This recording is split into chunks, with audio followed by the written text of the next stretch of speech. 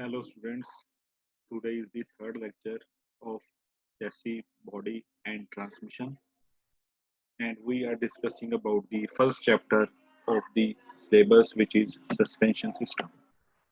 So in suspension system we are studying about the types of suspension springs. Number one, leaf springs. Number two, coil spring. Number three, torsion bar. And number four, air spring. In previous lecture, we discussed about the types of leaf springs. Last lecture ਦੇ ਵਿੱਚ ਅਸੀਂ leaf spring ਬਾਰੇ ਪੜ੍ਹਿਆ ਸੀਗਾ ਤੇ leaf spring ਦੀਆਂ types ਬਾਰੇ ਪੜ੍ਹਿਆ ਸੀਗਾ। ਅਸੀਂ ਮੇਨਲੀ ਚਾਰ ਤਰ੍ਹਾਂ ਦੀਆਂ ਟਾਈਪਸ ਪੜ੍ਹੀਆਂ ਸੀਗੀਆਂ ਲੀਫ ਸਪ੍ਰਿੰਗ ਦੀਆਂ, ਜਿਹਦੇ ਵਿੱਚ ਇੱਕ ਸੀਗਾ ਸੈਮੀ ਇਲਿਪਟੀਕਲ, ਦੂਸਰਾ ਸੀਗਾ ਇਲਿਪਟੀਕਲ, ਥਰਡ ਸੀਗਾ ਫੁੱਲ ਇਲਿਪਟੀਕਲ ਤੇ ਇੱਕ ਸੀਗਾ ਟਰਾਂਸਵਰਸ। ਚਾਰ ਟਾਈਪ ਸੀਗੀਆਂ ਸੈਮੀ ਇਲਿਪਟੀਕਲ, ਇਲਿਪਟੀਕਲ, ਟਰਾਂਸਵਰਸ ਤੇ ਕੁਆਟਰ ਇਲਿਪਟੀਕਲ, ਸੌਰੀ ਚਾਰ ਟਾਈਪ ਸੀਗੀਆਂ। ਉਹਨਾਂ ਬਾਰੇ ਆਪਾਂ ਸਟੱਡੀ ਕੀਤਾ ਸੀਗਾ ਵੀ ਲੀਫ ਸਪ੍ਰਿੰਗ ਕਿੱਦਾਂ ਬਣਦਾ ਹੈ, ਕਿੱਦਾਂ ਕੰਮ ਕਰਦਾ ਹੈ, ਕਿੱਥੇ ਆਪਾਂ ਉਹਨੂੰ ਯੂਜ਼ ਕਰਦੇ ਹਾਂ, ਕਿੱਦਾਂ ਯੂਜ਼ ਕਰਦੇ ਹਾਂ, ਉਹਨਾਂ ਸਾਰੀਆਂ ਚੀਜ਼ਾਂ ਬਾਰੇ ਆਪਾਂ ਸਟੱਡੀ ਕੀਤਾ ਸੀਗਾ। ਹੁਣ ਅੱਗੋਂ ਜਿਹੜੀਆਂ ਤਿੰਨ ਟਾਈਪਸ ਰਹਿ ਗਈਆਂ ਨੇ, ਕੋਇਲ ਸਪ੍ਰਿੰਗ, ਟੋਰਸ਼ਨ ਬਾਰ ਤੇ 에ਅਰ ਸਪ੍ਰਿੰਗ, ਅਸੀਂ ਉਹਨਾਂ ਬਾਰੇ ਹੁਣ ਡਿਸਕਸ ਕਰਦੇ ਹਾਂ। ਸਭ ਤੋਂ ਪਹਿਲੇ ਆਪਾਂ ਗੱਲ ਅੱਜ ਕਰਾਂਗੇ ਕੋਇਲ ਸਪ੍ਰਿੰਗ ਬਾਰੇ, ਫਿਰ ਟੋਰਸ਼ਨ ਬਾਰ ਬਾਰੇ ਗੱਲ ਕਰਾਂਗੇ, ਦੈਨ ਅਸੀਂ 에ਅਰ ਸਪ੍ਰਿੰਗ ਬਾਰੇ ਗੱਲ ਕਰਾਂਗੇ। ਜੇ ਅਸੀਂ ਕੋਇਲ ਸਪ੍ਰਿੰਗ ਦੀ ਗੱਲ ਕਰਦੇ ਹਾਂ, ਕੋਇਲ ਸਪ੍ਰਿੰਗ ਤੁਸੀਂ ਸਭ ਨੇ ਦੇਖਿਆ ਹੋਏਗਾ। ਕੋਇਲ ਸਪ੍ਰਿੰਗ ਅਸੀਂ ਇਸ ਚੀਜ਼ ਨੂੰ ਕੋਇਲ ਸਪ੍ਰਿੰਗ ਕਹਿੰਦੇ ਹਾਂ, ਜਿਹੜਾ ਕੋਇਲ ਦੀ ਫਾਰਮ ਦੇ ਵਿੱਚ ਹੁੰਦਾ, ਇਹਨੂੰ ਅਸੀਂ ਕਹਿੰਦੇ ਹਾਂ ਕੋਇਲ ਸਪ੍ਰਿੰਗ। ਇਹ ਯੈਲੋ ਕਲਰ ਦੇ ਵਿੱਚ ਦਿਖਾਇਆ ਵਾਹੀਕਲ ਦੇ ਵਿੱਚ ਲੱਗਾ ਹੋਇਆ, ਤੇ ਬਾਹਰ ਆਪਾਂ ਜਿਹੜਾ ਦੇਖਦੇ ਪਏ ਹਾਂ ਜਸਟ ਤੁਹਾਨੂੰ ਇੱਕ ਵੈਸੇ ਇਮੇਜ ਦਿਖਾਈਏ ਵੀ ਕਿੱਦਾਂ ਦਾ ਕੋਇਲ ਸਪ੍ਰਿੰਗ ਹੁੰਦਾ ਹੈ। ਕੋਇਲ ਸਪ੍ਰਿੰਗ ਅਸੀਂ ਇੰਡੀਪੈਂਡੈਂਟ ਸਸਪੈਂਸ਼ਨ ਸਿਸਟਮ 'ਚ ਯੂਜ਼ ਕਰਦੇ ਹਾਂ। ਇੰਡੀਪੈਂਡੈਂਟ ਸਸਪੈਂਸ਼ਨ ਸਿਸਟਮ ਕੀ ਹੈ ਉਹ ਅਸੀਂ ਅੱਗੇ ਸਟੱਡੀ ਕਰਾਂਗੇ। ਪਹਿਲੇ ਆਪਾਂ ਜਦੋਂ ਸਭ ਤੋਂ ਪਹਿਲੇ ਕੋਇਲ ਸਪ੍ਰਿੰਗ ਬਾਰੇ ਗੱਲ ਕਰਦੇ ਹਾਂ ਤਾਂ ਕੀ ਕਹਿੰਦੇ ਹੋ, the coil spring is made of a length of spring steel rod which is round in cross section by winding it in the shape of coil।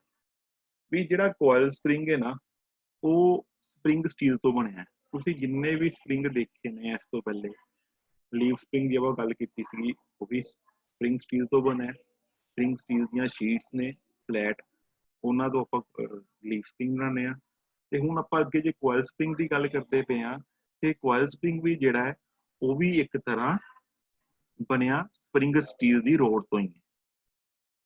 The coil spring is made of a length of spring steel rod. Spring steel ਦੀ ਇੱਕ rod ਲਈ ਆਪਾਂ ਇੱਕ length ਲਈ, ਉਹ road ਜਿਹੜੀ cross section ਜਿਹਦਾ round ਸੀਗਾ, ਜਿਹਦਾ ਕ੍ਰੋਸ ਸੈਕਸ਼ਨ ਗੋਲ ਸੀਗਾ, ਉਹਦੇ ਨੂੰ ਅਸੀਂ ਇੱਕ ਕੋਇਲ ਦੀ ਸ਼ੇਪ ਦੇ ਦਿੱਤੀ, ਉਹਨੂੰ ਵਾਈਂਡ ਕਿੱਦਾਂ ਕਰਤਾ, ਇੱਕ ਕੋਇਲ ਵਾਂਗੂ ਵਾਈਂਡ ਕਰਤਾ, ਤੇ ਉਹਨੂੰ ਅਸੀਂ ਕਹਿਤਾ ਕੋਇਲ ਸਪ੍ਰਿੰਗ।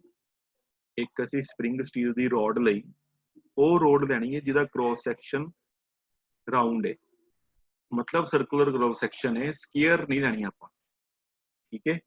ਇੱਕ ਅਸੀਂ ਸਪ੍ਰਿੰਗ ਸਟੀਲ ਦੀ ਰੋਡ ਲਵਾਂਗੇ, ਲੈਂਥ ਲਵਾਂਗੇ, ਜਿਹਦਾ ਕ੍ਰੋਸ ਸੈਕਸ਼ਨ ਕੀ ਹੋਏਗਾ, ਰਾਉਂਡ ਹੋਏਗਾ।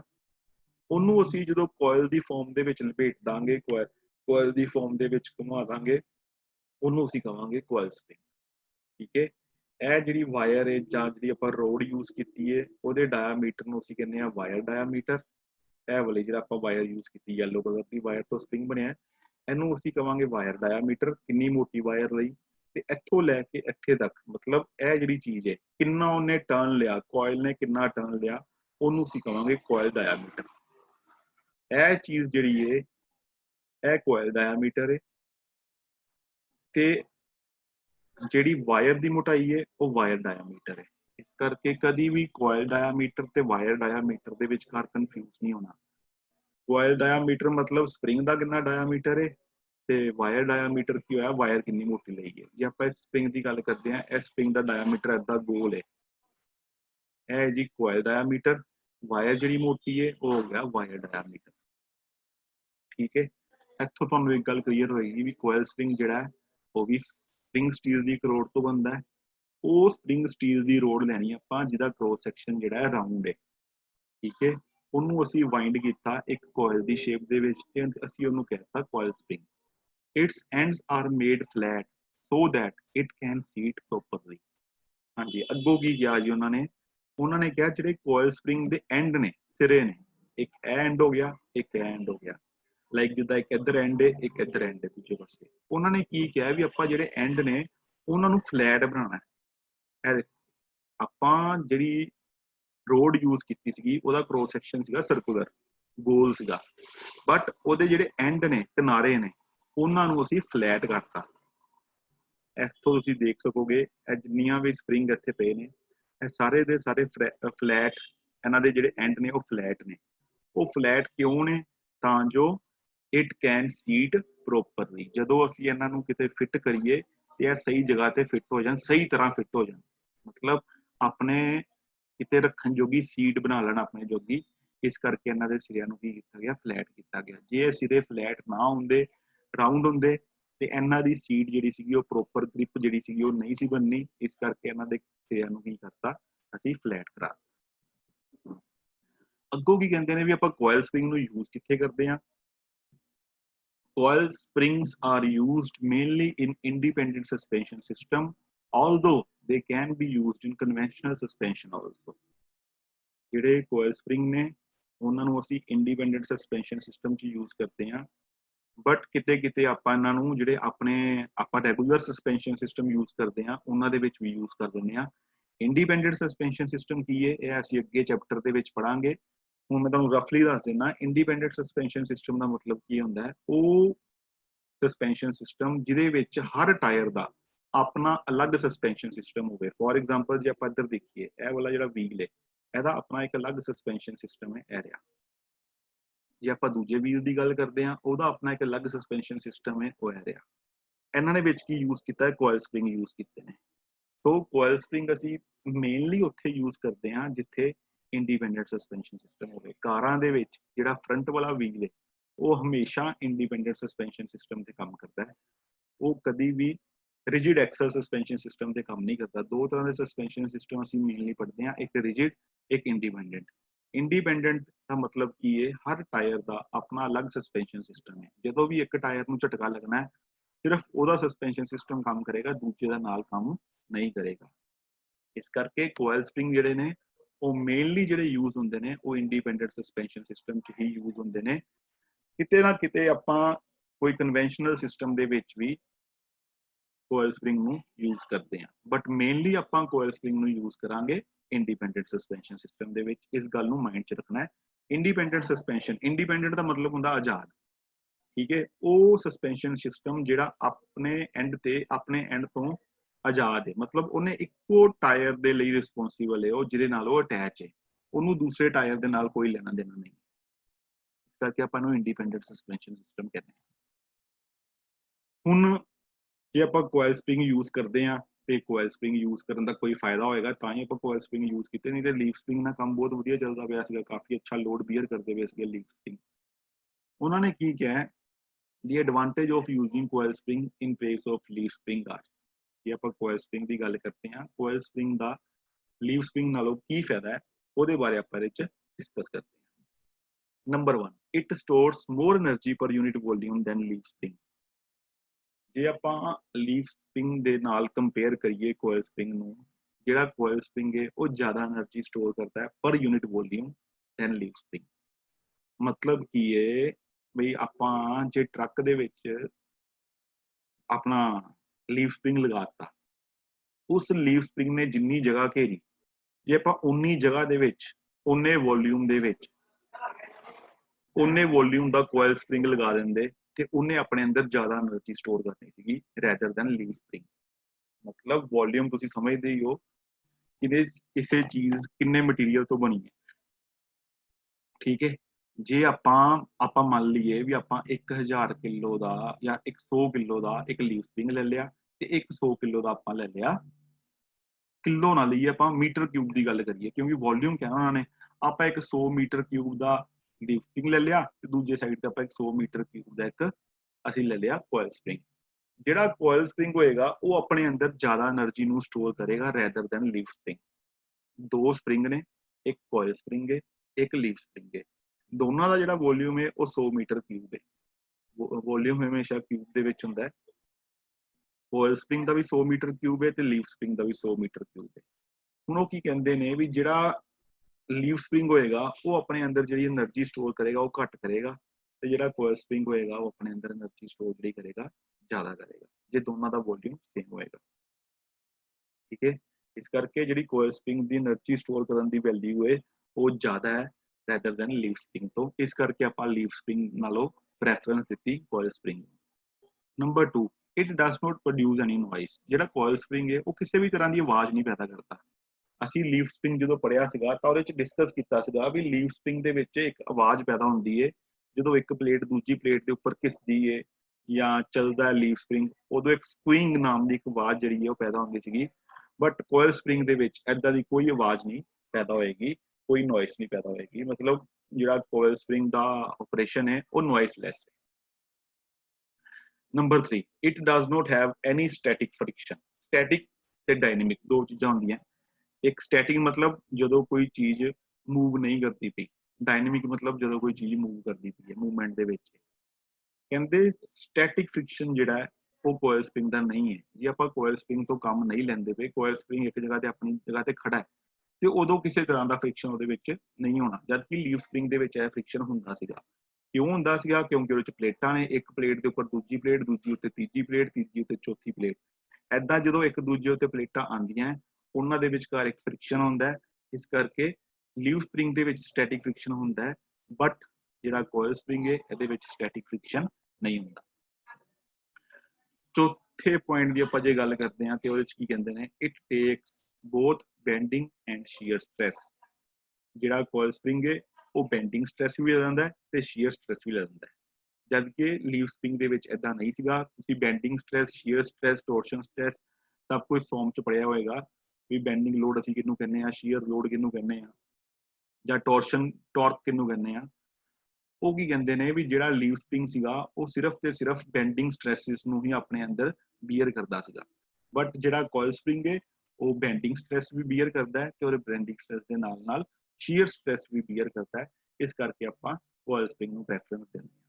ਕੋਇਲ ਸਪ੍ਰਿੰਗ ਦੇ 4 ਐਡਵਾਂਟੇਜ ਹੋ ਗਏ ਲੀਫ ਸਪ੍ਰਿੰਗ ਦੇ ਉੱਤੇ। ਕੀ ਇੱਕ ਤੇ એનર્ਜੀ ਜ਼ਿਆਦਾ ਸਟੋਰ ਕਰੇਗਾ ਕੋਇਲ ਸਪ੍ਰਿੰਗ, ਦੂਜਾ ਕੋਈ ਆਵਾਜ਼ ਨਹੀਂ ਪੈਦਾ ਕਰੇਗਾ, ਤੀਜਾ ਸਟੈਟਿਕ ਫ੍ਰਿਕਸ਼ਨ ਕੋਈ ਨਹੀਂ ਹੈਗਾ, ਚੌਥਾ ਦੋ ਤਰ੍ਹਾਂ ਦੀਆਂ ਸਟ੍ਰੈਸਿਸ ਯਾਨੀ ਕਿ ਬੈਂਡਿੰਗ ਤੇ ਸ਼ੀਅਰ ਦੋਨਾਂ ਨੂੰ ਆਪਣੇ ਅੰਦਰ ਬੀਅਰ ਕਰ ਸਕਦਾ ਹੈ ਕੋਇਲ ਸਪ੍ਰਿੰਗ। ਸੋ ਇਹ ਸੀਗਾ ਕੋਇਲ ਸਪ੍ਰਿੰਗ। ਕੋਇਲ ਸਪ੍ਰਿੰਗ ਬਾਰੇ ਪੜਿਆ ਸੀਗਾ ਆਪਾਂ ਇਸ ਟੌਪਿਕ ਤੇ। ਹੁਣ ਆਪਾਂ ਅਗਲੇ ਟੌਪਿਕ 'ਚ ਗੱਲ ਕਰਦੇ ਹਾਂ ਟੋਰਸ਼ਨ ਬਾਰ। ਟੋਰਸ਼ਨ ਬਾਰ ਕੀ ਚੀਜ਼ ਹੈ? ਟੋਰਸ਼ਨ ਬਾਰ ਵੀ ਇੱਕ ਤਰ੍ਹਾਂ ਦਾ ਸਸਪੈਂਸ਼ਨ ਸਿਸਟਮ ਹੈ ਜਾਂ ਸਸਪੈਂਸ਼ਨ ਸਪ੍ਰਿੰਗ ਹੈ ਜਿਹੜਾ ਅਸੀਂ ਆਮ ਕਰਕੇ ਕਾਰਾਂ 'ਚ ਯੂਜ਼ ਕਰਦੇ ਹਾਂ। ਹੁਣ ਟੋਰਸ਼ਨ ਬਾਰ ਕੰਮ ਕਿੱਦਾਂ ਕਰਦੀ ਹੈ, ਟੋਰਸ਼ਨ ਬਾਰ ਹੈ ਕੀ, ਉਹਦੇ ਬਾਰੇ ਗੱਲ ਕਰਦੇ ਹਾਂ। Torsion bar is a spring steel rod. Leaf spring ਵੀ ਸਪ੍ਰਿੰਗ ਸਟੀਲ ਤੋਂ ਬਣਿਆ ਸੀਗਾ, ਕੋਇਲ ਸਪ੍ਰਿੰਗ ਵੀ ਸਪ੍ਰਿੰਗ ਸਟੀਲ ਤੋਂ ਬਣਿਆ ਸੀਗਾ, ਟੋਰਸ਼ਨ ਬਾਰ ਵੀ ਸਪ੍ਰਿੰਗ ਸਟੀਲ ਤੋਂ ਬਣੀ। ਟੋਰਸ਼ਨ ਬਾਰ ਕੀ ਹੈ? ਇਹ ਜਿਹੜੀ ਰੋਡ ਲੱਗੀ ਨਾ ਲੰਬੀ ਜੀ ਵਿੱਚ, ਇਹਨੂੰ ਅਸੀਂ ਕਹਿੰਦੇ ਆ ਟੋਰਸ਼ਨ। ਇਹ ਲੰਬੀ ਜੀ ਰੋਡ। ਹੁਣ ਇਹ ਟੋਰਸ਼ਨ ਬਾਰ ਕੀ ਕਰਦੀ ਹੈ? ਟੋਰਸ਼ਨ ਬਾਰ ਇੱਕ ਰੋਡ ਹੈ ਜਿਹੜੀ ਸਪ੍ਰਿੰਗ ਸਟੀਲ ਤੋਂ ਬਣੀ ਹੈ, ਵਿਚ ਟਵਿਸਟ ਟੇਕਿੰਗ ਸ਼ੀਅਰ ਸਟ੍ਰੈਸ। ਮਤਲਬ ਕੀ ਹੈ? ਜਦੋਂ ਵੀ ਆਪਾਂ ਇੱਕ ਰੋਡ ਲੈ ਲਈ, ਉਸ ਰੋਡ ਨੂੰ ਗੱਡੀ 'ਚ ਫਿੱਟ ਕਰਤਾ, ਉਸ ਰੋਡ ਦਾ ਇੱਕ ਐਂਡ ਕੀ ਕੀਤਾ ਆਪਾਂ ਫਿਕਸ ਕਰਤਾ ਤੇ ਦੂਜਾ ਐਂਡ ਕੀ ਕੀਤਾ ਫ੍ਰੀ ਕਰਤਾ। ਟੋਰਸ਼ਨ ਬਾਰ ਦੇ ਵਿੱਚ ਕੀ ਹੋਏਗਾ? ਟੋਰਸ਼ਨ ਬਾਰ ਦਾ ਇੱਕ ਸਿਰਾ ਜਿਹੜਾ ਹੈ ਉਹਨੂੰ ਇੱਕ ਜਗ੍ਹਾ ਤੇ ਫਿਕਸ ਕਰਤਾ ਜਾਏਗਾ ਤੇ ਦੂਜੇ ਸਿਰੇ ਨੂੰ, ਇਹ ਦੇਖੋ, ਇਹ ਸਿਰੇ ਨੂੰ ਇੱਕ ਜਗ੍ਹਾ ਤੇ ਫਿਕਸ ਕਰਤਾ ਤੇ ਦੂਜੇ ਸਿਰੇ ਨੂੰ ਅਸੀਂ ਕੀ ਕੀਤਾ? ਦੂਜੇ ਸਿਰੇ ਨੂੰ ਆਪਾਂ ਜੋੜਤਾ ਸਸਪੈਂਸ਼ਨ ਸਿਸਟਮ ਦੇ ਨਾਲ। ਸਸਪੈਂਸ਼ਨ ਸਿਸਟਮ ਦਾ ਜਿਹੜਾ ਪਾਰਟ ਸੀਗੇ ਉਸ ਦੇ ਲੋਅਰ ਐਂਡ ਦੇ ਨਾਲ ਆਪਾਂ ਟੋਰਸ਼ਨ ਬਾਰ ਨੂੰ ਜੋੜਤਾ। ਠੀਕ ਹੈ, ਟੋਰਸ਼ਨ ਬਾਰ ਇੱਕ ਸਪ੍ਰਿੰਗ ਸਟੀਲ ਦੀ ਰੋਡ ਹੈ ਜਿਹਦਾ ਕੰਮ ਕੀ ਹੈ? ਜਿਹਨੇ ਸ਼ੀਅਰ ਸਟ੍ਰੈਸ ਨੂੰ ਆਪਣੇ ਅੰਦਰ ਬੀਅਰ ਕਰਨਾ ਹੈ। ਉਹ ਜਿਹੜੀ ਸ਼ੀਅਰ ਸਟ੍ਰੈਸ ਨੂੰ ਬੀਅਰ ਕਰੇਗੀ, ਉਹ ਸ਼ੀਅਰ ਸਟ੍ਰੈਸ ਨੂੰ ਆਪਣੇ ਅੰਦਰ ਬੀਅਰ ਕਰਕੇ ਝਟਕਾ ਲੱਗਣ ਤੋਂ ਬਚਾਏਗੀ ਵਹੀਕਲ ਨੂੰ। ਠੀਕ ਹੈ, तो टॉर्शन बार की हो गया? एक स्प्रिंग स्टील की रोड है जिनने शीयर स्ट्रेस लेनी है ट्विस्ट करके शीयर स्ट्रेस लेनी है। ट्विस्ट तुसी पढ़िया होएगा भी जदों असी किसी एक चीज नूं फिक्स कर दिंदे आ ते दूजे साइड तो उहनूं फोर्स लगाने आ ते वो चीज घूमन की कोशिश करती है एक साइड तो, पर दूजा साइड ਉਹਦਾ ਜਿਹੜਾ ਫਿਕਸ ਹੈ ਉਹਨੂੰ ਘੁੰਮਣ ਨਹੀਂ ਦਿੰਦਾ। ਇਸ ਕਰਕੇ ਉਹਦੇ ਚ ਜਿਹੜੀ ਡਿਫਲੈਕਸ਼ਨ ਆ ਜਾਂਦੀ ਉਹਨੂੰ ਅਸੀਂ ਟਵਿਸਟ ਕਹਿੰਦੇ ਆ। तो टॉर्शन बार ਜਿਹੜੀ ਹੈ ਇਹ ਵੀ ट्विस्टिंग प्रिंसिपल ਤੇ ਕੰਮ ਕਰਦੀ ਹੈ। टॉर्शन बार का एक सिरा जिहड़ा है वो फिक्स होएगा, दूजा सिरा जिहड़ा वो फ्री होएगा। It is generally used in independent suspension system. जिहड़ी टॉर्शन बार है वो भी कॉइल स्प्रिंग दे वांग इंडिपेंडेंट सस्पेंशन सिस्टम दे विच ही यूज की जाएगी। मतलब टॉर्शन बार नूं असीं इंडिपेंडेंट सस्पेंशन सिस्टम दे विच यूज करते हैं। One end of torsion bar is fixed with the frame so that its end cannot rotate. Torsion bar independent suspension system एक गल mind च रखियो, independent suspension system ज़्यादातर कार दे अगे वाले व्हीकल्स पे यूज होता है। ਜਿਹੜੇ ਕਾਰ ਦੇ ਅੱਗੇ ਵਾਲੇ ਵੀਲ ਨੇ, ਸੌਰੀ ਵਹੀਕਲ ਨਹੀਂ ਵੀਲ, ਜਿਹੜੇ ਕਾਰ ਦੇ ਅੱਗੇ ਵਾਲੇ ਵੀਲ ਨੇ ਉਹਨਾਂ ਤੇ ਇੰਡੀਪੈਂਡੈਂਟ ਸਸਪੈਂਸ਼ਨ ਸਿਸਟਮ ਯੂਜ਼ ਹੋਏਗਾ। ठीक है, टॉर्शन बार जिहड़ी है वो असीं उत्थे यूज करते हैं जिथे इंडिपेंडेंट सस्पेंशन सिस्टम लगा होवे। ਇਹਦੇ ਵਿੱਚ ਕੀ ਹੁੰਦਾ ਹੈ, ਇੱਕ ਐਂਡ ਨੂੰ ਟੋਰਸ਼ਨ, ਇੱਕ ਰੋਡ ਹੈ, ਉਸ ਰੋਡ ਨੂੰ ਕੀ ਕੀਤਾ, ਉਸ ਰੂਟ ਦੇ ਇੱਕ ਐਂਡ ਨੂੰ ਅਸੀਂ ਫਿਕਸ ਕਰਤਾ। ਫਿਕਸ ਕਿਹਨਾਂ ਕੀਤਾ? ਫਰੇਮ ਦੇ ਨਾਲ। ਜਿਹੜਾ ਫਰੇਮ ਦਾ ਸਾਈਡ ਮੈਂਬਰ ਸੀਗਾ ਉਹਦੇ ਨਾਲ ਅਸੀਂ ਫਿਕਸ ਕਰਤਾ ਟੋਰਸ਼ਨ ਬਾਰ ਦੇ ਇੱਕ ਐਂਡ ਨੂੰ। ਉਹਨੂੰ ਫਿਕਸ ਕਿਉਂ ਕੀਤਾ? ਤਾਂ ਜੋ ਰੋਟੇਟ ਨਾ ਕਰ ਸਕੇ, ਘੁੰਮ ਨਾ ਸਕੇ। ਠੀਕ ਹੈ ਜੀ, ਇੱਕ ਐਂਡ ਫਿਕਸ ਹੋ ਗਿਆ। ਹੁਣ ਦੂਜੇ ਐਂਡ ਦੀ ਗੱਲ ਕਰਦੇ ਹਾਂ। The other end is fixed to the wheel arm and also rest in a bearing। ਤੇ ਦੂਜਾ ਆਪਾਂ ਐਂਡ ਜਿਹੜਾ ਸੀਗਾ ਉਹ ਵੀਲ ਆਰਮ ਦੇ ਨਾਲ ਜੋੜਤਾ, ਵੀਲ ਐਕਸਲ ਦੇ ਨਾਲ ਜੋੜਤਾ। ਉੱਥੇ ਬੈਰਿੰਗ ਸੀਗਾ, ਉਸ ਬੈਰਿੰਗ ਦੇ ਵਿੱਚ ਉਹਨੂੰ ਫ੍ਰੀਲੀ ਰੱਖਤਾ। ਮਤਲਬ ਕੀ ਹੈ, ਟੋਰਸ਼ਨ ਬਾਰ ਦਾ ਜਿਹੜਾ ਇੱਕ ਸਿਰਾ ਹੈ ਉਹ ਰੋਟੇਟ, ਉਹ ਫਿਕਸ ਹੈ। ਦੂਜਾ ਜਿਹੜਾ ਸਿਰਾ ਹੈ ਉਹ ਮੂਵ ਕਰ ਸਕਦਾ ਹੈ, ਰੋਟੇਟ ਕਰ ਸਕਦਾ ਹੈ, ਜਿੱਦਾਂ ਮਰਜ਼ੀ ਉਹ मूव कर सकता है। The other end of the wheel arm is fixed to the wheel axle। ਜਿਹੜਾ wheel ਦਾ axle ਹੈ ਉਹਦੇ ਨਾਲ ਅਸੀਂ ਦੂਜੇ ਸਿਰੇ ਨੂੰ ਫਿਕਸ ਕਰਤਾ। ਟੋਰਸ਼ਨ ਬਾਰ ਇੱਕ ਸਾਈਡ ਤੋਂ ਫਰੇਮ ਦੇ ਵਿੱਚ ਫਸੀ ਹੋਈ ਹੈ, ਦੂਜੇ ਸਾਈਡ ਤੋਂ wheel axle ਦੇ ਨਾਲ ਅਟੈਚ ਹੈ। ਕੋਈ wheel axle ਦੇ ਨਾਲ ਨਹੀਂ ਅਟੈਚ, wheel arm ਦੇ ਨਾਲ ਅਟੈਚ ਹੈ, ਜਿਹੜੀ wheel axle ਨਾਲ ਫਰਦਰ ਅਟੈਚ ਹੈ। When the wheel comes across a bump, ਜਦੋਂ ਵੀ wheel ਕਿਸੇ ਬੰਪ ਦੇ ਵਿੱਚੋਂ ਪਾਸ ਕਰੇਗਾ, ਬੰਪ ਮਤਲਬ किसी टॉय चो पास करेगा, किसी खड्डे चो पास करेगा, it rises up giving rise to the wheel arm। ਜਦੋਂ ਕਿਸੇ wheel ਨੇ ਕਿਸੇ ਖੱਡੇ ਦੇ ਵਿੱਚੋਂ ਪਾਸ ਕਰਨਾ ਹੈ ਉਦੋਂ ਕੀ ਹੋਣਾ ਹੈ, ਉਦੋਂ wheel ਨੇ ਅਪ ਡਾਊਨ ਮੂਵ ਕਰਨਾ ਹੈ। ਜੇ ਕੋਈ ਇੱਕ ਮੰਨ ਲਓ ਸਪੀਡ ਬ੍ਰੇਕਰ ਹੀ ਆ ਗਿਆ, ਜਾਂ ਇੱਕ ਪੱਥਰ ਆ ਗਿਆ ਰੋਡ ਦੇ ਉੱਪਰ, ਉਸ ਪੱਥਰ ਦੇ ਉੱਪਰੋਂ ਜਦੋਂ ਆਪਣੀ ਕਾਰ ਲੰਘੇਗੀ ਉਹਦਾ ਇੱਕ ਟਾਇਰ ਜਿਹੜਾ ਹੋਏਗਾ, ਜਿਹੜਾ ਪੱਥਰ ਨੂੰ ਪਾਸ ਕਰੇਗਾ, ਉੱਪਰ ਚੱਕਿਆ ਜਾਊਗਾ। ਜੇ ਉਹ ਉੱਪਰ ਚੱਕਿਆ ਜਾਊਗਾ ਉਹਦੇ ਨਾਲ ਕੀ ਹੋਏਗਾ, ਜਿਹੜੀ ਵੀਲ ਆਰਮ ਸੀਗੀ ਵੀਲ ਦੇ ਨਾਲ ਵੀਲ ਆਰਮ ਵੀ ਉੱਪਰ ਚੱਕੀ ਜਾਏਗੀ। This upward movement of wheel arm causes twisting in the torsion bar. ਹੁਣ ਆਪਾਂ ਇੱਕ ਸਿੰਪਲ ਜੀ ਗੱਲ ਕਰਦੇ ਹਾਂ। ਇਹ ਇੱਕ ਟੋਰਸ਼ਨ ਬਾਰ ਹੈ, ਇੱਕ ਬਾਰ ਹੈ, ਇੱਕ ਬਾਰ ਜਿਹੜੀ ਹੈ ਉਹ ਇੱਕ ਐਂਡ ਤੋਂ ਫਿਕਸ ਹੈ। ਇਹ ਅਸੀਂ ਫਿਕਸ ਐਂਡ ਮੰਨ ਲਿਆ, ਇਹ ਇੱਕ ਫਿਕਸ ਐਂਡ ਹੈ। ਇਹ ਜਿਹੜਾ ਐਂਡ ਹੈ ਇਹ ਫ੍ਰੀ ਹੈ। ਠੀਕ ਹੈ, ਮੇਰਾ ਜਿਹੜਾ ਰਾਈਟ ਹੈਂਡ ਹੈ ਇਹਨੂੰ ਅਸੀਂ ਮੰਨ ਲੈਂਦੇ ਹਾਂ ਇਹ ਇੱਕ ਵੀਲ ਹੈ। ਇਹ ਵੀਲ ਰੋਡ ਤੇ ਇੱਕ ਗੱਡੀ ਜਾਂਦੀ ਪਈ ਸੀਗੀ, ਇੱਕਦਮ ਵੀਲ ਨੂੰ ਝਟਕਾ ਲੱਗਾ। ਜਦੋਂ ਵੀਲ ਨੂੰ ਝਟਕਾ ਲੱਗਾ, ਵੀਲ ਉੱਤੇ ਨੂੰ ਮੂਵ ਕੀਤਾ। ਵੀਲ ਜਦੋਂ ਉੱਤੇ ਨੂੰ ਮੂਵ ਕੀਤਾ ਉਹਦੇ ਨਾਲ ਵੀਲ ਆਰਮ ਵੀ ਉੱਤੇ ਨੂੰ ਮੂਵ ਕੀਤੀ। ਜਦੋਂ ਵੀਲ ਆਰਮ ਉੱਤੇ ਨੂੰ ਮੂਵ ਕੀਤੀ, ਵੀਲ ਆਰਮ ਦੇ ਨਾਲ ਕਿਹੜਾ ਅਟੈਚ ਹੈ, ਜਿਹੜਾ ਟੋਰਸ਼ਨ ਬਾਰ ਦਾ ਫ੍ਰੀ ਐਂਡ ਸੀਗਾ ਉਹ ਵੀਲ ਆਰਮ ਦੇ ਨਾਲ ਅਟੈਚ ਸੀਗਾ। ਇਹਨੇ ਵੀ ਉਹਨੂੰ ਉੱਤੇ ਭੇਜਣ ਦੀ ਕੋਸ਼ਿਸ਼ ਕੀਤੀ, ਬਟ ਇਹ ਉੱਪਰ ਜਾਣ ਦੀ ਬਜਾਏ ਘੁੰਮ ਗਈ ਆਪਣੀ ਜਗ੍ਹਾ ਤੇ, ਇਹ ਟਵਿਸਟ ਲੈ ਗਈ। ठीक है, this upward movement of wheel arm causes twisting in the torsion bar। ਜੇ ਇੱਕ ਚੀਜ਼ ਇੱਕ ਜਗ੍ਹਾ ਤੋਂ ਫਿਕਸ ਕਰ ਦਿੱਤੀ, ਇਸ ਚੀਜ਼ ਨੂੰ ਆਪਾਂ ਇੱਕ ਜਗ੍ਹਾ ਤੋਂ ਫਿਕਸ ਕਰਤਾ, ਇਧਰੋਂ ਜੇ ਆਪਾਂ ਨੂੰ ਝਟਕਾ ਮਾਰਾਂਗੇ ਤੇ ਇਹ ਚੀਜ਼ ਉੱਪਰ ਨਹੀਂ ਜਾਏਗੀ, ਇਹਦੇ ਚ ਟਵਿਸਟ ਆਊਗਾ, ਇਹ ਚੀਜ਼ ਘੁੰਮਣ ਦੀ ਕੋਸ਼ਿਸ਼ ਕਰੇਗੀ। ਠੀਕ ਹੈ, ਇਹਦਾ ਇੱਕ ਐਂਡ ਫਿਕਸ ਹੈ। ਕੋਈ ਵੀ ਆਪਾਂ ਚੀਜ਼ ਜੇ ਲੈ ਲਈਏ, ਕੋਈ ਵੀ ਇੱਕ ਰੋਡ ਲੈ ਲਈਏ, ਜੇ ਆਪਾਂ ਉਹਦਾ ਇੱਕ ਐਂਡ ਫਿਕਸ ਕਰ ਦਈਏ ਤੇ ਦੂਜੇ ਐਂਡ ਤੇ ਆਪਾਂ ਫੋਰਸ ਲਗਾਉਣ ਦੀ ਕੋਸ਼ਿਸ਼ ਕਰੀਏ, ਉਹ ਚੀਜ਼ ਮੂਵ ਨਹੀਂ ਕਰਦੀ, ਉਹ ਚੀਜ਼ ਟਵਿਸਟ ਲੈਂਦੀ ਹੈ। ਠੀਕ ਹੈ, ਟਵਿਸਟਿੰਗ ਮੂਵਮੈਂਟ ਤੁਸੀਂ ਪੜਿਆ ਹੋਏਗਾ, ਟਾਰਕ ਇਕੁਏਸ਼ਨ ਤੁਸੀਂ ਪੜ੍ਹੀ ਹੋਏਗੀ, tau upon I theta, tau upon R T I theta upon L. ਇਹ ਤੁਸੀਂ ਸੋਮ ਚ ਪੜਿਆ, ਅੱਗੇ ਤੁਸੀਂ ਹੁਣ ਐਲੀਮੈਂਟਸ ਆਫ ਡਿਜ਼ਾਈਨ ਚ ਵੀ ਪੜੋਗੇ। ਉਹਦੇ ਚ ਇਹੀ ਦੱਸਦੇ ਨੇ ਵੀ ਜੇ ਆਪਾਂ ਇੱਕ ਐਂਡ ਨੂੰ ਫਿਕਸ ਕਰ ਦੇਵਾਂਗੇ ਨਾ ਕਿਸੇ ਵੀ ਰੋਡ ਨੂੰ, ਤੇ ਦੂਜੇ ਐਂਡ ਤੇ ਫੋਰਸ ਲਗਾਵਾਂਗੇ, ਉਹ ਚੀਜ਼ ਜਿਹੜੀ ਹੈ ਟਵਿਸਟ ਕਰੇਗੀ, ਘੁੰਮੇਗੀ। ਏਦਾਂ ਹੀ ਜਿਹੜੀ ਅਪਵਰਡ ਮੂਵਮੈਂਟ ਸੀਗੀ ਵੀਲ ਆਰਮ ਦੀ, ਉਹਨੇ ਕੀ ਕੀਤਾ, ਟੋਰਸ਼ਨ ਬਾਰ ਨੂੰ ਟਵਿਸਟ ਕਰਾਇਆ, ਘੁਮਾਇਆ ਹਲਕਾ ਜਿਹਾ। Thus the energy is absorbed in the bar almost equal to that of the coil spring। ਇਸ ਕਰਕੇ ਝਟਕਾ ਲੱਗਣ ਦੇ ਨਾਲ ਜਿਹੜੀ એનર્ਜੀ ਸੀਗੀ ਉਹ ਸਾਰੀ ਦੀ ਸਾਰੀ એનર્ਜੀ ਟੋਰਸ਼ਨ ਬਾਰ ਨੇ ਕੀ ਕੀਤਾ, ਆਪਣੇ ਅੰਦਰ ਸਟੋਰ ਕਰ ਲਈ। ਤੇ ਟੋਰਸ਼ਨ ਬਾਰ ਕਿੰਨੀ એનર્ਜੀ ਆਪਣੇ ਅੰਦਰ ਸਟੋਰ ਕਰ ਸਕਦੀ ਹੈ, ਜਿੰਨਾ ਇੱਕ ਕੋਇਲ ਸਪ੍ਰਿੰਗ ਕਰ ਸਕਦਾ ਹੈ। एक कोयल स्प्रिंग जिन्नी एनर्जी अपने अंदर स्टोर कर सकता है उन्नी एनर्जी एक टॉर्शन बार अपने अंदर स्टोर कर सकती है। ठीक है, एक गल तुहाडे माइंड च क्लीयर होनी चाहिए भी टॉर्शन बार की जिहड़ी एनर्जी स्टोर करने की कैपेसिटी है वो कोयल स्प्रिंग के बराबर है। यह नहीं भी मतलब टॉर्शन बार एक सिंपल जी रोड आप लाती तो वो काम करती पई है। टॉर्शन बार इक्वली काम करती पई है जिन्ना कोयल स्प्रिंग करता सीगा, क्योंकि बनी हुई स्प्रिंग स्टील तो है। एक रॉड है, एक एंड ਉਹਦਾ फ्रेम च फिक्स है, दूजा एंड ਉਹਦਾ फ्री है। फ्री नहीं कह सकते ਆਪਾਂ, दूजा एंड ਉਹਦਾ व्हील आर्म ਦੇ ਨਾਲ ਅਟੈਚ ਹੈ। ਹੁਣ ਜਦੋਂ व्हील ਨੂੰ ਝਟਕਾ लगता है व्हील आर्म उत्ते नीचे मूव करती है। ਹੁਣ टॉर्शन बार ऊपर नीचे तो मूव कर नहीं सकती, यह की करती है ट्विस्ट लै जाती है, घूम जाती है। इस करके अपन यूज करते हैं। The advantage of using torsion bar is that it is lighter in weight and occupies less space than leaf spring.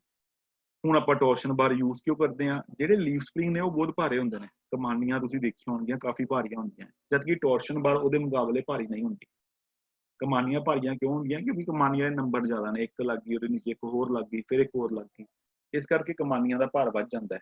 ਟੋਰਸ਼ਨ ਬਾਰ ਜਿਹੜੀ ਹੈ ਇੱਕ ਸਿੰਪਲ ਰੋਡ ਹੈ, ਆਮ ਜਿੱਦਾਂ ਆਪਾਂ ਰੋਡ ਦੇਖਦੇ ਹਾਂ ਉਦਾਂ ਦੀ ਇੱਕ ਰੋਡ ਹੈ, ਇਸ ਕਰਕੇ ਇਹਦਾ ਜਿਹੜਾ weight ਹੈ ਉਹ ਘੱਟ ਹੈ ਲੀਫ ਸਪਰਿੰਗ ਨਾਲੋਂ, ਤੇ ਇਹਦੇ ਨਾਲ ਨਾਲ ਇਹ ਜਿਹੜੀ ਸਪੇਸ ਘੇਰਦੀ ਹੈ, ਜਗ੍ਹਾ ਜਿਹੜੀ ਘੇਰਦੀ ਹੈ ਉਹ ਵੀ ਘੱਟ ਘੇਰਦੀ ਹੈ ਲੀਫ ਸਪਰਿੰਗ ਨਾਲੋਂ। ਇਸ ਕਰਕੇ ਟੋਰਸ਼ਨ ਬਾਰ ਨੂੰ ਅਸੀਂ ਯੂਜ਼ ਕਰਦੇ ਹਾਂ।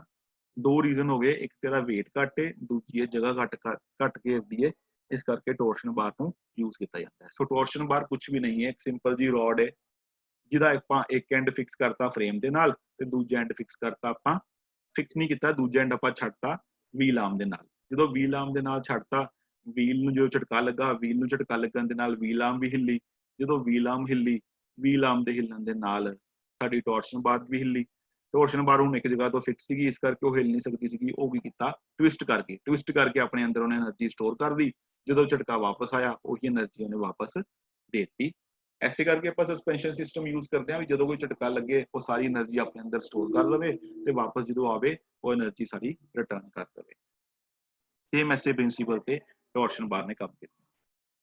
However, it does not take driving and braking thrust and need additional arrangement for this purpose. Also, a separate damping device is also needed. ਕਹਿੰਦੇ ਇਸ ਤੋਂ ਇਲਾਵਾ ਜਿਹੜੀ ਡਰਾਈਵਿੰਗ ਤੇ ਬ੍ਰੇਕਿੰਗ ਥਰਸਟ ਨੇ ਉਹ ਨਹੀਂ ਟੋਰਸ਼ਨ ਬਾਰ ਬੀਅਰ ਕਰ ਸਕਦੀ। ਬ੍ਰੇਕਿੰਗ ਤੇ ਡਰਾਈਵਿੰਗ ਮਤਲਬ ਆਪਾਂ ਵਿੰਡ ਅਪ ਪੜਿਆ ਸੀਗਾ, ਤੇ ਵਿੰਡ ਅਪ ਸੀਗਾ ਇੱਕ ਬ੍ਰੇਕ ਡਿਪ ਸੀਗਾ। ਬ੍ਰੇਕ ਡਿਪ ਤੇ ਵਿੰਡ ਅਪ ਚ ਅਸੀਂ ਇਹੀ ਪੜਿਆ ਸੀਗਾ ਵੀ ਜਦੋਂ ਆਪਾਂ ਬ੍ਰੇਕ ਮਾਰਦੇ ਆ ਉਦੋਂ ਸਾਰਾ ਭਾਰ ਸਸਪੈਂਸ਼ਨ ਅਗਲੇ ਤੇ ਆ ਜਾਂਦਾ ਹੈ, ਜਦੋਂ ਆਪਾਂ ਇੱਕਦਮ ਸਪੀਡ ਚੱਕਦੇ ਆ ਗੱਡੀ ਦੀ ਉਦੋਂ ਸਾਰਾ ਪਿੱਛੇ ਵਾਲੇ ਸਸਪੈਂਸ਼ਨ ਤੇ ਆ ਜਾਂਦਾ ਹੈ।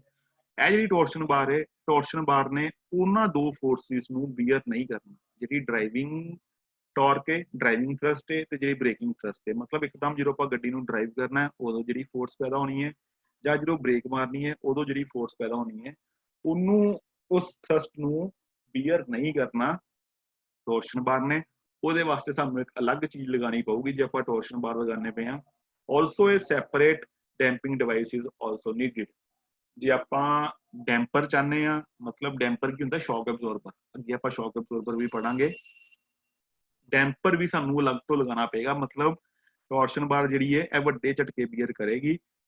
ਜੇ ਆਪਾਂ ਚਾਹੁੰਦੇ ਆ ਜਿਹੜੇ ਛੋਟੇ ਮੋਟੇ ਝਟਕੇ ਨੇ ਉਹ ਵੀ ਬੀਅਰ ਹੋਣ, ਉਹਦੇ ਵਾਸਤੇ ਸਾਨੂੰ ਇੱਕ ਅਲੱਗ ਡੈਂਪਰ ਲਗਾਉਣਾ ਪਏਗਾ, ਡੈਂਪਿੰਗ ਡਿਵਾਈਸ ਲਗਾਉਣਾ ਪਏਗਾ। ਡੈਂਪਿੰਗ ਡਿਵਾਈਸ ਦਾ ਮਤਲਬ ਸ਼ੌਕ ਐਬਜ਼ੋਰਬਰ ਹੀ ਹੁੰਦਾ। ਇਹਦਾ ਮਤਲਬ ਟੋਰਸ਼ਨ ਬਾਰ ਨੇ ਕੋਈ ਛੋਟਾ ਮੋਟਾ ਝਟਕਾ ਜਿਹੜਾ ਉਹ ਬੀਅਰ ਨਹੀਂ ਕਰਦਾ। ਨੈਕਸਟ ਆਪਾਂ ਗੱਲ ਕਰਦੇ ਹਾਂ 에ਅਰ ਸਪਰਿੰਗ ਦੀ। 에ਅਰ ਸਪਰਿੰਗ ਕੀ ਚੀਜ਼ ਹੈ, ਇਹ ਤੁਹਾਡੇ ਵਾਸਤੇ ਇੱਕ ਨਵੀਂ ਚੀਜ਼ ਹੋਏਗੀ। 에ਅਰ ਸਪਰਿੰਗ, 에ਅਰ ਸਪਰਿੰਗ ਕੀ ਹੈ, ਕੁਝ ਵੀ ਨਹੀਂ। 에ਅਰ ਸਪਰਿੰਗ ਇੱਕ ਰਬੜ ਦਾ ਬੈਗ ਹੈ ਜਿਹਦੇ ਅੰਦਰ ਕੰਪਰੈਸਡ 에ਅਰ ਆਪਾਂ ਭਰੀ ਹੋਈ ਹੈ ਤੇ ਉਹਨੂੰ ਅਸੀਂ as a suspension system use ਕਰਦੇ। ਜਿੱਦਾਂ ਆਪਾਂ ਜਦੋਂ ਆਪਾਂ ਸਵਿਮਿੰਗ ਪੂਲ ਚ ਨਹਾਉਂਦੇ ਆ, ਇੱਕ ਆਪਾਂ ਰਬੜ ਦੀ ਟਿਊਬ ਲੈ ਦਿੰਦੇ ਆ, ਉਹ ਸਾਨੂੰ ਡੁੱਬਣ ਨਹੀਂ ਦਿੰਦੀ। ਸੇਮ ਉਦਾਂ ਹੀ ਆਪਾਂ ਇੱਕ ਏਦਾਂ ਦਾ ਰਬੜ ਦਾ ਬੈਗ ਲੈ ਲਿਆ, ਇਹ ਰਬੜ ਥੋੜੀ ਵਧੀਆ ਕੁਆਲਿਟੀ ਦੀ ਸੀਗੀ, ਇਹਦੇ ਅੰਦਰ ਆਪਾਂ ਕੰਪਰੈਸਡ 에ਅਰ ਫਿਲ ਕਰਤੀ ਤੇ ਇਹਨੂੰ ਅਸੀਂ ਐਜ਼ ਏ ਸਪਰਿੰਗ ਯੂਜ਼ ਕੀਤਾ। ਇਹ ਜਿਹੜਾ ਸਸਪੈਂਸ਼ਨ ਸਿਸਟਮ ਹੈ ਇਹਨੂੰ ਅਸੀਂ 에ਅਰ ਸਪਰਿੰਗ ਕਹਿੰਦੇ ਹਾਂ। The air spring consist of a rubber bag. Air spring ਕੀ ਹੈ, ਇੱਕ ਰਬੜ ਦਾ ਬੈਗ ਹੈ। 에ਅਰ ਸਪਰਿੰਗ ਦੇ ਵਿੱਚ ਕੀ ਹੈ, ਇੱਕ ਰਬੜ ਦਾ ਬੈਗ ਹੈ filled with compressed air, ਜਿਹਦੇ ਅੰਦਰ ਅਸੀਂ compressed air ਭਰੀਏ।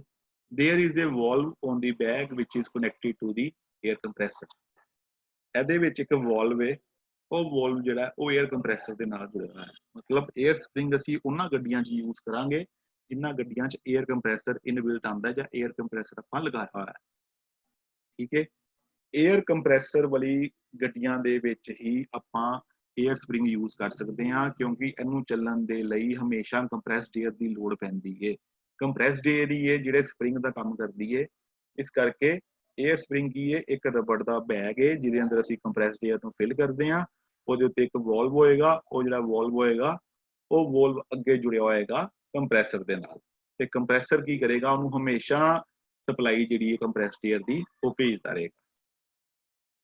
ਦੀ ਕੰਪਰੈਸਰ ਕੀਪਸ ਦੀ 에ਅਰ ਬੈਗ ਇਨਫਲੇਟਡ। ਉਹੀ ਗੱਲ ਕਹੀ ਇਹਨਾਂ ਨੇ ਕਿ ਜਿਹੜਾ ਕੰਪਰੈਸਰ ਹੈ ਉਹ 에ਅਰ ਬੈਗ ਨੂੰ ਹਮੇਸ਼ਾ ਫੁਲਾ ਕੇ ਰੱਖੇਗਾ, ਇਨਫਲੇਟ ਕਰਕੇ ਰੱਖੇਗਾ।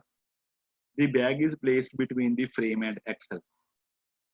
ਜਿਹੜਾ ਸੌਰੀ ਜਿਹੜਾ ਗੱਡੀ ਦਾ ਫਰੇਮ ਹੈ ਤੇ ਜਿਹੜਾ ਗੱਡੀ ਦਾ ਐਕਸਲ ਹੈ, ਉੱਪਰ ਫਰੇਮ ਹੁੰਦਾ ਹੈ, ਇਹ ਫਰੇਮ ਹੈ, ਨੀਚੇ ਐਕਸਲ ਹੈ। ਫਰੇਮ ਤੇ ਐਕਸਲ ਦੇ ਵਿਚਕਾਰ ਅਸੀਂ 에ਅਰ ਬੈਗ ਨੂੰ ਰੱਖਾਂਗੇ। ਜੇ ਆਪਾਂ ਗੱਲ ਕਰਦੇ ਹਾਂ 에ਅਰ ਬੈਗ ਦੀ, ਤੇ ਉਹ ਹਮੇਸ਼ਾ ਫਰੇਮ ਦੇ ਵਿਚਕਾਰ ਤੇ ਐਕਸਲ ਦੇ ਵਿਚਕਾਰ ਆਏਗਾ। ਜੇ ਇਹ ਐਕਸਲ ਹੈ, ਇਹ ਜਿਹੜਾ ਬਲੂ ਕਲਰ ਦਾ ਆਪਾਂ ਫੋਨ ਰੱਖਿਆ ਇਹ 에ਅਰ ਬੈਗ ਹੈ, ਉੱਤੇ ਕੀ ਆ ਗਿਆ, ਫਰੇਮ ਆ ਗਿਆ। ਏਦਾਂ ਦੀ ਸ਼ੇਪ ਬਣੇਗੀ 에ਅਰ ਸਪਰਿੰਗ ਦੀ। 에ਅਰ ਸਪਰਿੰਗ ਹਮੇਸ਼ਾ ਨੀਚੇ ਐਕਸਲ ਉੱਪਰ ਫਰੇਮ, ਐਕਸਲ ਤੇ ਫਰੇਮ ਦੇ ਵਿਚਕਾਰ ਆਏਗਾ।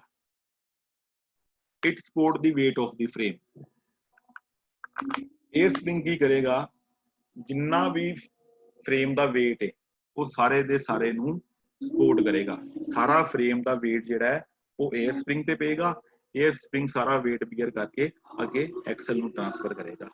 when the vehicle comes across a bump, the airbag is compressed and air plays the role of spring। ਜਦੋਂ ਵੀ ਵਹੀਕਲ ਕਿਸੇ ਪੰਪ ਦੇ ਵਿੱਚੋਂ ਕ੍ਰੋਸ ਕਰਦਾ ਹੈ, ਕਿਸੇ ਝਟਕੇ ਚੋਂ ਕ੍ਰੋਸ ਕਰਦਾ ਹੈ, ਕਿਸੇ ਪੱਥਰ ਚੋਂ ਪਾਸ ਕਰਦਾ ਹੈ ਜਾਂ ਕਿਸੇ ਟੋਏ ਚੋਂ ਪਾਸ ਕਰਦਾ ਹੈ, the airbag is compressed and air plays the role of spring। ਤੇ ਜਿਹੜਾ 에ਅਰ ਬੈਗ ਹੈ ਉਹ 에ਅਰ ਬੈਗ ਕੰਪਰੈਸ ਹੋ ਜਾਂਦਾ ਹੈ ਜਦੋਂ ਝਟਕਾ ਲੱਗਦਾ ਹੈ, ਤੇ ਅੰਦਰ ਜਿਹੜੀ ਕੰਪਰੈਸਡ 에ਅਰ ਹੈ ਉਹ ਇੱਕ ਤਰ੍ਹਾਂ ਸਪਰਿੰਗ ਦਾ ਕੰਮ ਕਰਦੀ ਹੈ।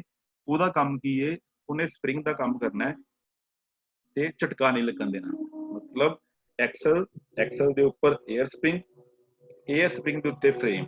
ਜਦੋਂ ਵੀ ਕੋਈ ਝਟਕਾ ਲੱਗੇਗਾ 에ਅਰ ਬੈਗ ਦੇ ਅੰਦਰ ਜਿਹੜੀ 에ਅਰ ਹੈ ਉਹ ਕੰਪਰੈਸਡ ਹੋਏਗੀ। ਜਿਹੜੀ ਅੰਦਰ 에ਅਰ ਕੰਪਰੈਸਡ ਹੋਏਗੀ ਉਹ ਇੱਕ ਤਰ੍ਹਾਂ ਸਪਰਿੰਗ ਦਾ ਕੰਮ ਕਰੇਗੀ। ਸਪਰਿੰਗ ਦਾ ਕੰਮ ਕੀ ਹੁੰਦਾ, ਸਸਪੈਂਸ਼ਨ ਸਪਰਿੰਗ ਦਾ, ਵੀ ਝਟਕੇ ਨੂੰ ਫਟਾਫਟ ਆਪਣੇ ਅੰਦਰ ਬੀਅਰ ਕਰ ਲੈਣਾ ਤੇ ਵਾਪਸ ਆਪਣੀ ਪੋਜੀਸ਼ਨ ਤੇ ਲਿਆ ਕੇ ਥੋੜਾ ਟਾਈਮ ਲੈਣਾ। ਠੀਕ ਹੈ, ਇੱਕ ਵਾਰ 에ਅਰ ਨੇ ਕੀ ਕੀਤਾ, ਸਾਰਾ ਝਟਕਾ ਬੀਅਰ ਤੇ ਕਰ ਲਿਆ, ਬਟ ਉਹਨੂੰ ਵਾਪਸ ਲਿਆਉਣ ਦੇ ਵਿੱਚ ਉਹਨੇ ਪੂਰਾ ਟਾਈਮ ਲਾਇਆ, ਜਿੰਨਾ ਟਾਈਮ ਉਹਨੇ ਲੈਣਾ ਸੀਗਾ ਉਹਨਾਂ ਟਾਈਮ ਲਗਾਇਆ। ਸੋ ਜਿਹੜਾ 에ਅਰ ਸਪਰਿੰਗ ਹੈ ਉਹਦੇ ਚ 에ਅਰ ਜਿਹੜੀ ਹੈ ਕੰਪਰੈਸਡ 에ਅਰ ਹੈ, ਉਹਦਾ ਕੰਮ ਕੀ ਹੈ, ਉਹਨੇ ਸਪਰਿੰਗ ਦਾ ਕੰਮ ਕਰਨਾ ਹੈ। ਜੋ ਸਪਰਿੰਗ ਕੰਮ ਕਰਦਾ ਪਿਆ ਸੀਗਾ ਉਹ ਕੰਪਰੈਸਡ 에ਅਰ ਕਰ ਜਾਏਗੀ। As soon as bag starts to compress, the compressor supplies air to the airbag to maintain the air level through a leveling valve। ਜਿੱਦਾਂ ਹੀ ਬੈਗ ਜਿਹੜਾ ਹੈ ਉਹ ਕੰਪਰੈਸ ਹੋਣਾ ਸਟਾਰਟ ਹੋਏਗਾ, as soon as bag starts to compress, ਜਿਹੜਾ air bag ਹੈ ਉਹ compress ਹੋਣਾ ਸਟਾਰਟ ਹੋਏਗਾ। the compressor supplies air to the airbag। Compressor ਕੀ ਕਰੇਗਾ, 에ਅਰ ਬੈਗ ਨੂੰ 에ਅਰ ਦੀ ਸਪਲਾਈ ਕਰੇਗਾ। ਕਿਉਂ, ਤਾਂ ਜੋ ਅੰਦਰ ਜਿਹੜਾ 에ਅਰ ਦਾ ਲੈਵਲ ਹੈ ਉਹ ਮੇਨਟੇਨ ਬਣਿਆ ਰਵੇ, ਉਹ ਬਣਿਆ ਖਤਮ ਨਾ ਹੋ ਜਾਏ। ਮਤਲਬ ਜਦੋਂ ਝਟਕਾ ਲੱਗਣਾ ਹੈ ਉਦੋਂ ਕੀ ਹੋਣਾ ਹੈ, 에ਅਰ ਨੇ ਬਾਹਰ ਨਿਕਲਣ ਦੀ ਕੋਸ਼ਿਸ਼ ਕਰਨੀ ਹੈ, ਬਟ ਉਸ 에ਅਰ ਨੂੰ ਬਾਹਰ ਨਿਕਲਣ ਦੇ ਨਾਲ ਹੀ ਕੰਪਰੈਸਰ ਨੇ ਕੀ ਕਰਨਾ, ਦੁਬਾਰਾ ਭਰਨਾ ਸਟਾਰਟ ਕਰ ਦੇਣਾ ਤਾਂ ਜੋ ਉਹ ਕੋਲੈਪਸ ਨਾ ਹੋ ਜਾਏ, ਪੂਰੀ ਤਰ੍ਹਾਂ ਡੀਫਲੇਟ ਨਾ ਹੋ ਜਾਏ। ਅਸੀਂ ਡੀਫਲੇਟ ਹੋਣ ਤੋਂ ਬਚਾਉਣਾ ਹੈ ਇੱਕ ਲੈਵਲਿੰਗ ਵਾਲਵ ਦੇ ਥਰੂ। ਅਸੀਂ ਅੰਦਰ ਇੱਕ ਪ੍ਰੈਸ਼ਰ ਜਿਹੜਾ ਹੈ ਉਹ ਇੱਕ ਵੈਲਿਊ ਜਿਹੜੀ ਹੈ ਉਹ ਅੰਦਰ ਮੇਨਟੇਨ ਕਰਕੇ ਰੱਖਣੀ ਹੈ, ਉਹਦੇ ਚੋਂ 에ਅਰ ਨੂੰ ਖਤਮ ਨਹੀਂ ਹੋਣ ਦੇਣਾ। Thus the distance between the axle and the frame is maintained। ਇਸ ਤਰ੍ਹਾਂ ਫਿਰ ਕੀ ਹੁੰਦਾ ਹੈ, ਆਪਾਂ ਐਕਸਲ ਤੇ ਫਰੇਮ ਦੇ ਵਿਚਕਾਰ ਇੱਕ ਡਿਸਟੈਂਸ ਮੇਨਟੇਨ ਕਰਕੇ ਰੱਖਦੇ ਹਾਂ। ਉਹ ਡਿਸਟੈਂਸ ਕੌਣ ਮੇਨਟੇਨ ਕਰਦਾ ਹੈ, ਕੰਪਰੈਸਡ 에ਅਰ ਮੇਨਟੇਨ ਕਰਦੀ ਹੈ। ਜੇ ਕੰਪਰੈਸਡ 에ਅਰ ਸਾਰੀ ਨਿਕਲ ਜਾਏਗੀ, ਫੋਰ ਐਗਜ਼ਾਮਪਲ ਆਪਾਂ ਜੇ ਟਾਇਰ ਦੀ ਗੱਲ ਕਰਦੇ ਹਾਂ, ਆਪਣੇ ਟਾਇਰ ਦੇ ਵਿੱਚ ਆਪਾਂ ਹਵਾ ਭਰਦੇ ਹਾਂ, ਜਦੋਂ ਆਪਾਂ ਹਵਾ ਕੱਢ ਦਿੰਦੇ ਹਾਂ ਟਾਇਰ ਸਾਡਾ ਪੈਂਚਰ ਹੋ ਜਾਂਦਾ ਹੈ, ਉਦੋਂ ਟਾਇਰ ਜਿਹੜਾ ਉਹ ਪੂਰੀ ਤਰ੍ਹਾਂ ਜ਼ਮੀਨ ਦੇ ਨਾਲ ਲੱਗ ਜਾਂਦਾ ਹੈ, ਗਰਾਊਂਡ ਦੇ ਨਾਲ ਲੱਗ ਜਾਂਦਾ, ਰੋਡ ਦੇ ਨਾਲ ਲੱਗ ਜਾਂਦਾ ਹੈ। ਉਦਾਂ ਹੀ ਇਹਦੇ ਵਿੱਚ ਜਿਹਦੇ ਚੋਂ ਪੂਰੀ ਦੀ ਪੂਰੀ 에ਅਰ ਨਿਕਲ ਗਈ ਨਾ, ਉਦੋਂ ਫਿਰ ਫਰੇਮ ਨੇ ਕੀ ਕਰਨਾ, ਐਕਸਲ ਦੇ ਨਾਲ ਆ ਕੇ ਜੁੜ ਜਾਣਾ। ਜਦੋਂ ਫਰੇਮ ਐਕਸਲ ਦੇ ਨਾਲ ਆ ਕੇ ਜੁੜ ਗਿਆ ਫਿਰ ਤੇ ਸਾਰੀਆਂ ਜਿਹੜੀਆਂ ਵਾਈਬ੍ਰੇਸ਼ਨ ਨੇ ਐਕਸਲ ਦੀਆਂ, ਵੀਲ ਦੀਆਂ, ਉਹ ਤੇ ਫਰੇਮ ਤੱਕ ਆਉਣੀਆਂ ਸ਼ੁਰੂ ਹੋ ਜਾਂਦੀਆਂ। ठीक है। इस करके जो एयर बैग है वो आप एयर जी है वो खत्म नहीं होने देनी, कंप्रैसर की करेगा एयर हमेशा सप्लाई करता रहेगा। इस करके जो डिस्टेंस है एक्सल ते फ्रेम के विचकार वो मेनटेन रहेगा। Now as soon as the load on the air bag is decreased the air is released back through the valve. जिदा ही एयर बैग के उत्ते लोड घटेगा उदा ही एयर जी है वो वापस एयर बैग दे विच आ जाएगी। मान लो कोई एक बैग है वो अंदर एयर है, वो असी लोड पाया, एयर बाहर निकल गई। जिदा ही आप लोड हटावांगे वापस वो अपनी एयर नूं वापस अपने अंदर रिलीज कर देगा ते वापस अपनी जगह ते उत्थे ही ओरिजिनल पोजीशन ते वापस आ जाएगा जो आप लोड नूं घटावांगे उदों। हुण एयर स्प्रिंग यूज करन दे की एडवांटेज ने, it maintains a constant distance between the frame and road surface. जिहड़ा फ्रेम है ते नीचे जिहड़ा एक्सल लगा है जां जिहड़ी रोड है ਉਹਦੇ ਵਿਚਕਾਰ एक कॉन्स्टेंट डिस्टेंस बना के रखना, यह काम है एयर स्प्रिंग का। एक गल याद रखियो, एयर स्प्रिंग असी उन्हां गड्डियां च यूज करते हैं जिहड़ियां लग्जरी गड्डियां होंदियां। लग्जरी गड्डियां दे विच एयर स्प्रिंग यूज किया जाता है। इस करके उन्हां दा जिहड़ा सस्पेंशन सिस्टम होंदा बहुत वधिया होंदा है, सही तरह काम करता है, अच्छी तरह काम करता है। ईवन कि मतलब जे आपां पानी का गिलास भी भर के विच रख देवांगे किसी पॉश गड्डी दे विच, अच्छी गड्डी दे विच BMW आ गई, ऑडी आ गई जां होर मर्सिडीज वगैरह आ गई, इन्हां दे विच पानी का गिलास भी भर के आपां जे रख दईए वो भी नहीं डुलदा। क्यों? क्योंकि उसदा सस्पेंशन सिस्टम वधिया है।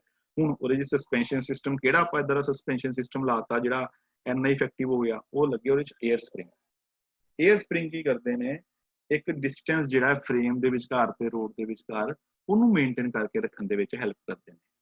This is a low frequency spring which gives A comfortable ride. Low frequency spring का मतलब की होंदा फ्रीक्वेंसी, फ्रीक्वेंसी का मतलब की है कोई चीज जो बार बार रिपीट हो, एक बार कोई चीज हुई उस तो बाद फिर दोबारा हुई, फिर दोबारा हुई, फिर दोबारा हुई, इनू असीं कहने फ्रीक्वेंसी। ठीक है।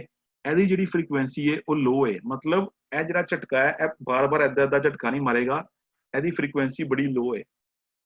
ठीक है।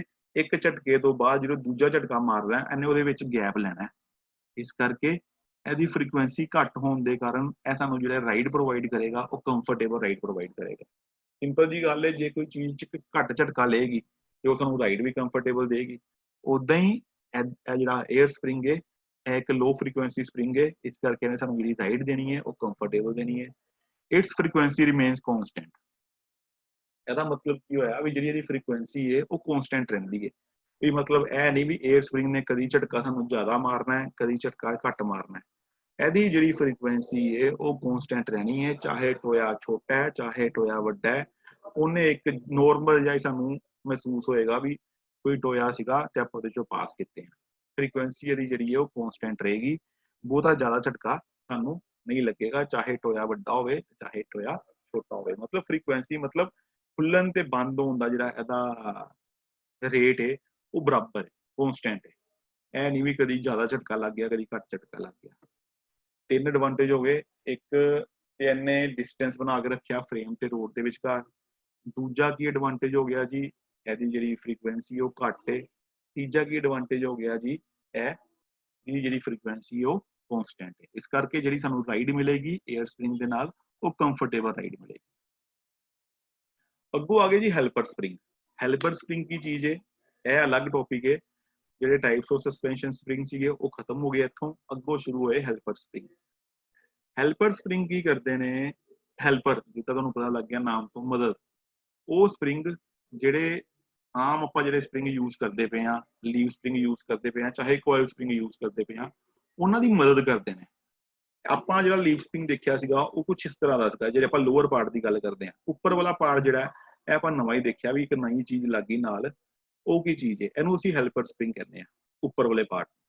ਇਹ ਅਸੀਂ ਕੋਇਲ ਸਪਰਿੰਗ ਦੇ ਵਿੱਚ ਵੀ ਹੈਲਪਰ ਸਪਰਿੰਗ ਯੂਜ਼ ਕਰ ਸਕਦੇ ਹਾਂ ਤੇ ਲੀਵ ਸਪਰਿੰਗ ਦੇ ਵਿੱਚ ਵੀ ਹੈਲਪਰ ਸਪਰਿੰਗ ਯੂਜ਼ ਕਰ ਸਕਦੇ ਹਾਂ। ਐ ਨਹੀਂ ਵੀ ਇਕੱਲਾ ਲੀਵ ਸਪਰਿੰਗ ਦੇ ਵਿੱਚ ਹੀ ਹੈਲਪਰ ਸਪਰਿੰਗ ਆਉਂਦੇ ਨੇ, ਲੀਵ ਸਪਰਿੰਗ 'ਚ ਵੀ ਆਉਂਦੇ ਨੇ ਤੇ ਕੋਇਲ ਸਪਰਿੰਗ 'ਚ ਵੀ ਆਉਂਦੇ ਨੇ। ਕੋਇਲ ਸਪਰਿੰਗ 'ਚ ਤੁਸੀਂ ਦੇਖਿਆ ਹੋਏਗਾ ਜਦੋਂ ਅਸੀਂ ਬਾਈਕ ਦੇ ਚੋਕਰ ਦੇਖਦੇ ਹਾਂ ਤੇ ਉਹ ਇੱਕ ਸਪਰਿੰਗ ਹੁੰਦਾ, ਉਹਦੇ ਅੰਦਰ ਇੱਕ ਸਪਰਿੰਗ ਹੋਰ ਵੀ ਹੁੰਦਾ। ਕੋਇਲ ਸਪਰਿੰਗ ਇੱਕ ਬਾਹਰ ਵੀ ਲੱਗਾ ਹੁੰਦਾ, ਇੱਕ ਅੰਦਰ ਕੋਇਲ ਸਪਰਿੰਗ ਹੋਰ ਵੀ ਘੁੰਮਿਆ ਹੁੰਦਾ, ਉਹ ਤਾਂ ਹੈਲਪਰ ਸਪਰਿੰਗ ਹੁੰਦਾ। ਸੋ ਹੈਲਪਰ ਸਪਰਿੰਗ ਜਿਹੜੇ ਨੇ, these springs are used for heavily loaded vehicles। Helper spring ਅਸੀਂ ਉਹਨਾਂ ਗੱਡੀਆਂ 'ਚ ਯੂਜ਼ ਕਰਦੇ ਹਾਂ ਜਿਹੜੀਆਂ ਗੱਡੀਆਂ ਹੈਵੀਲੀ ਲੋਡਡ ਹੋਣ।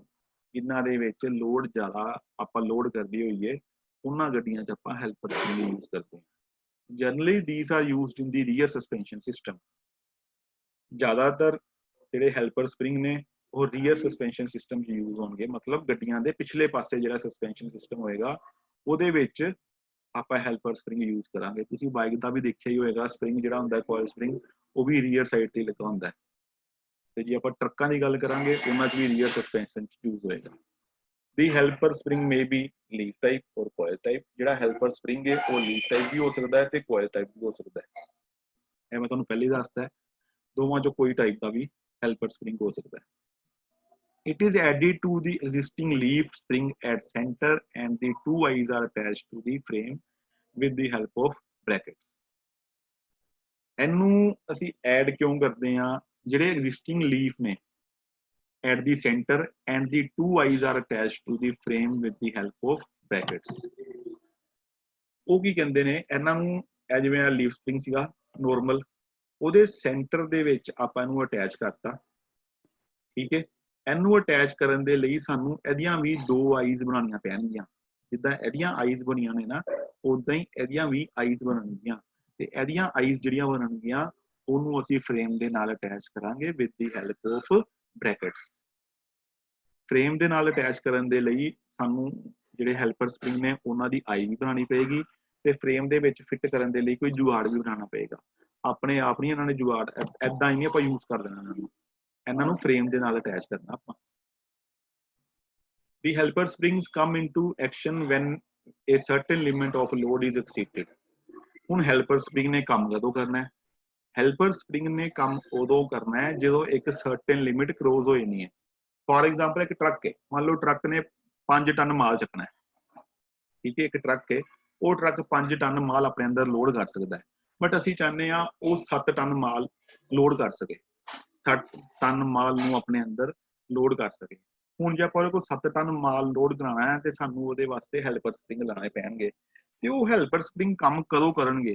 ਜਦੋਂ 5 ਟਨ ਤੋਂ ਵੱਧ ਲੋਡ ਟਰੱਕ ਤੇ ਪਏਗਾ, ਉਦੋਂ ਉਹਨਾਂ ਨੇ ਕੰਮ ਕਰਨਾ। ਐ ਨਹੀਂ ਵੀ ਆਪਾਂ 2 ਟਨ ਲੋਡ ਪਾਤਾ, 3 ਟਨ ਲੋਡ ਪਾਤਾ, ਉਨੀ ਦੇਰ ਤੱਕ ਹੈਲਪਰ ਸਪ੍ਰਿੰਗ ਨੇ ਕੰਮ ਨਹੀਂ ਕਰਨਾ ਜਿੰਨੀ ਦੇਰ ਤੱਕ ਜੋ ਲਿਮਟ ਹੈ। ਜੇ 5 ਟਨ ਲਿਮਟ ਹੈ, 5 ਟਨ ਤੋਂ ਵੱਧ ਲੋਡ ਨਹੀਂ ਪਏਗਾ। ਬਿਲੋ ਦੀ ਲਿਮਟ ਓਨਲੀ ਦੀ ਮੇਨ ਸਪ੍ਰਿੰਗ ਵਰਕ। ਜੇ 5 ਟਨ ਤੋਂ ਘੱਟ ਰਹਿ ਗਿਆ, ਜਿੰਨੀ ਉਹਦੀ ਲਿਮਟ ਸੀਗੀ, ਜੇ ਉਹ ਤੋਂ ਘੱਟ ਰਹਿ ਗਿਆ ਉਦੋਂ ਸਿਰਫ ਫਿਰ ਮੇਨ ਸਪ੍ਰਿੰਗ ਕੰਮ ਕਰਨਗੇ, ਉਦੋਂ ਹੈਲਪਰ ਸਪ੍ਰਿੰਗ ਕੰਮ ਨਹੀਂ ਕਰੇਗਾ। ਹੈਲਪਰ ਸਪ੍ਰਿੰਗ ਨੇ ਕੰਮ ਉਦੋਂ ਹੀ ਕਰਨਾ ਹੈ ਜਦੋਂ ਲੋਡ ਇੱਕ ਸਰਟਨ ਲਿਮਿਟ ਤੋਂ ਵੱਧ ਗਿਆ। ਸੋ ਇਹ ਸੀਗਾ ਤੁਹਾਡਾ ਹੈਲਪਰ ਸਪ੍ਰਿੰਗ। ਇੱਥੇ ਤੁਹਾਡਾ ਸਸਪੈਂਸ਼ਨ ਸਪ੍ਰਿੰਗ ਦਾ ਟੌਪਿਕ ਖਤਮ ਹੋ ਗਿਆ ਤੇ ਨਾਲ ਇੱਕ ਛੋਟਾ ਜਿਹਾ ਟੌਪਿਕ ਹੋਰ ਖਤਮ ਹੋ ਗਿਆ ਹੈਲਪਰ ਸਪ੍ਰਿੰਗ ਦਾ। ਸੋ ਅਸੀਂ ਹੁਣ ਨੈਕਸਟ ਲੈਕਚਰ 'ਚ ਗੱਲ ਕਰਾਂਗੇ ਅਗਲੇ ਟੌਪਿਕ ਦੀ। ਉਦੋਂ ਤੱਕ ਥੈਂਕ ਯੂ ਸੋ ਮਚ।